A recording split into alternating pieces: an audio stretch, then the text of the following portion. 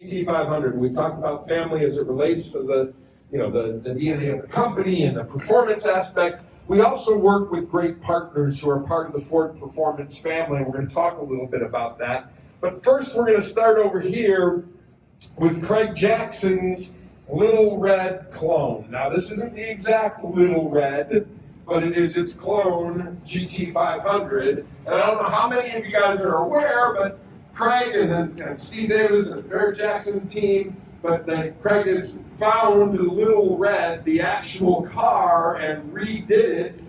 There's a documentary, I don't think it's either on History Channel, but on how he rebuilt it. And what Little Red and the Green Hornet were, in the 60s, was the first fuel-injected, supercharged, independent rear suspension Shelby Mustangs. Now, they never made it into production, but these were the ones that they were testing. Carol and his merry band of hot rodders in there. They took them all apart and put back some of the components on and actually sold them to customers as normal Mustangs out of a dealer in Denver, and then ended up finding the Green Hornet, I think someplace in Rhode Island, from a school teacher. And Little Red they found at a Texas farm. It was kind of, and you can see it online, it's pretty cool. But let's talk a little bit about what the GT500 started as. I thought I'd let Gary Patterson talk a little bit as a GT500 68 KR GT500 owner himself, along with his wife. What's in this 68 in the GT500? Thanks, Jim.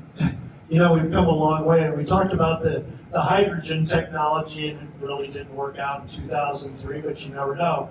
You know, fuel injection, supercharging, independent rear suspension.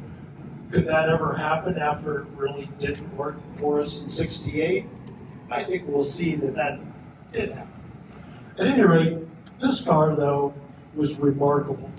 It's remarkable because in 68, look at it, it was a rock star. It was a rock star because, you know, if you look at time, 54, 55 years have expired since we had a GT500. A GT500 was absolutely remarkable because 54 or 5 years before that, what are you driving? A Model T. Compared to a Model T, rock star, right? 7-liter engine, 0 to 60 in under 6 seconds, right? Covered the quarter mile in the 13s if you were pretty quick.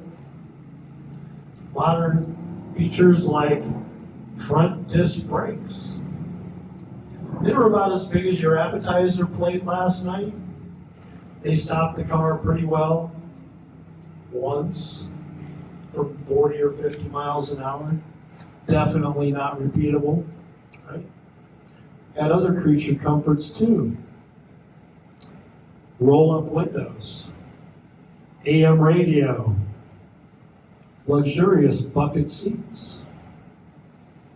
If you took it out on the track like you just had today, 0 to 100 to 0, it would do it. It would take a whole lot more space than what you did earlier. The Model T, yeah, it never made 100, not even close. Model T would run the road course though, if you had an hourglass and you had time. This car, much, much faster, right? So this car was remarkable in its time. And that's why everybody revered them and thought, wow, look at the latest car, and it was a Shelby, and it was a rock star. 54 years have gone by, 55 since 67. And here to talk about that more is Jim Owens and the rest of the engineering.